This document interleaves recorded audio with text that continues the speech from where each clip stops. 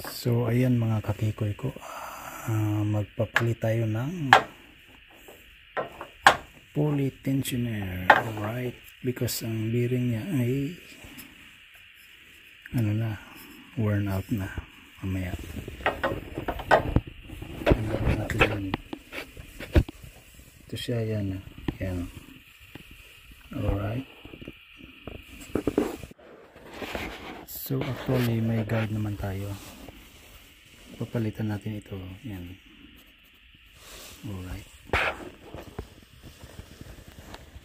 yun.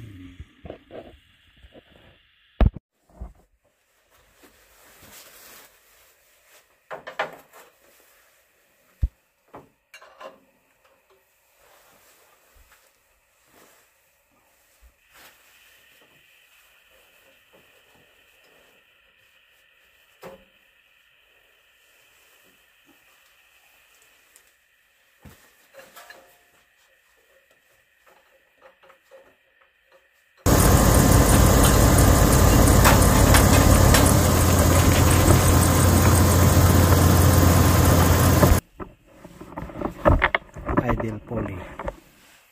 So ito yung luma, ito yung bago.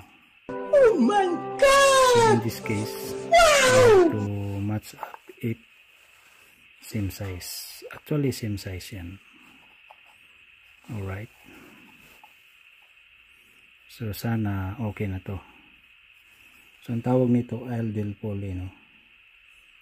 Or pulley tensioner. Alright. Ayan. So ito yung bago, ito yung luma. So keep on watching lang mga kakikoy ko. If you are new to my channel, please don't forget to subscribe Kikoy YouTube TV.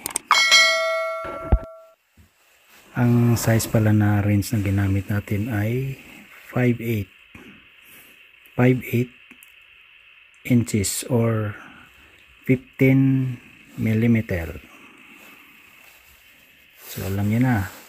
So yung in-upload ko na short na basta short, yun, nagamit ko na. Gamit talaga. Alright, hindi lang to para dito. Meron siyang extension handle, and then this one ratcheting, parang easy peasy, you know. Oh my god! Diba? Ratcheting siya. Wow! Tapos meron siyang different sizes nandito nakalagay, yan o. So keep on watching lang mga kakikoy ko. Ito pag inikot ko, nararamdaman ko yung quickie niya. Oh no! Pag inikot ko, ito yung luma, no?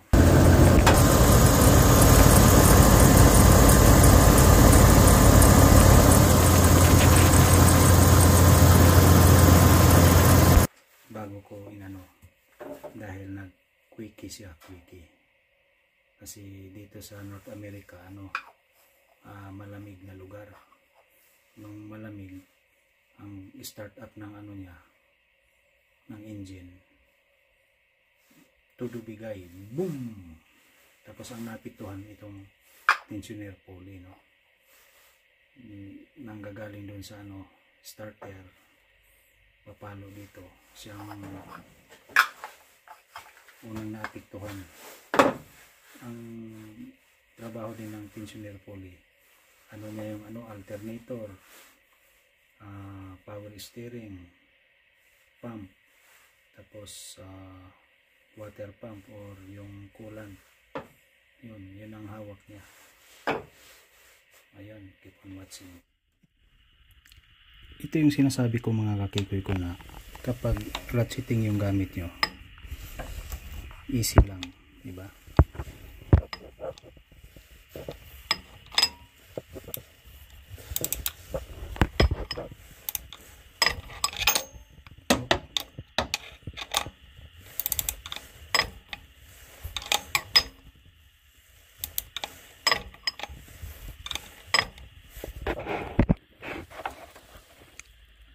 So ayan mga kakikoy ko, na ikabit na natin. Oh my God!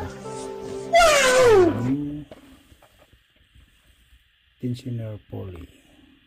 Alright, keep on watching. So ayun mga kakipoy ko, na kabit ko na yung Aldel pulley tensioner. And if you hook up the serpentine belt, make sure na in the right place, kasi otherwise if not, they gonna wreck your serpentine belt. So ngayon i-start na natin ha.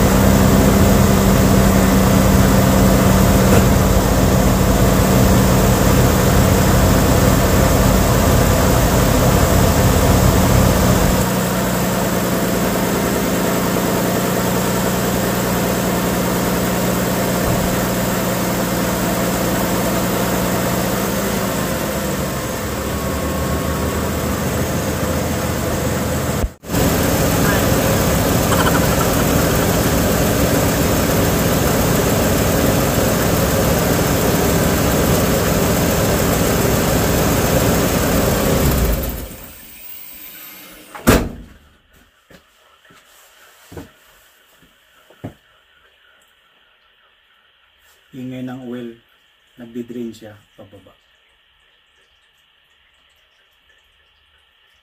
So ayan mga kakikoy ko, tapos ko nang ginawa ang aking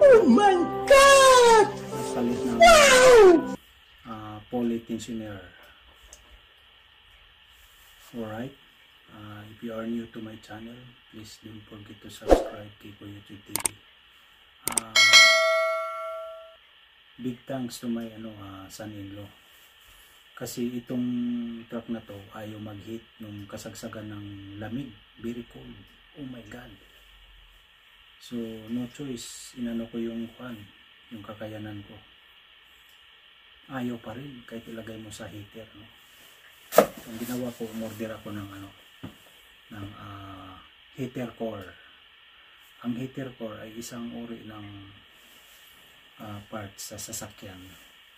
Kinokontrol na yung init at saka lamig, parang aircon ba, ganyan. So ang ginawa ng son-in-law ko, pinisil-pisil niya to, yan, pati yung hose na papunta doon sa sa return, yun ang niya. Kaya nirekomenda niya, wag mo nang palitan yan tatay, balik mo na lang yung mahal pa naman yung price ng heater core, $94 or equivalent nasa 3,900 pesos. Ayun, kaya shout out sa iyo, my son-in-law. Dito ko natatapos video. If you are new to my channel, please don't forget to subscribe Kiko YouTube TV, and make sure you can watch until the end and don't skip the ads.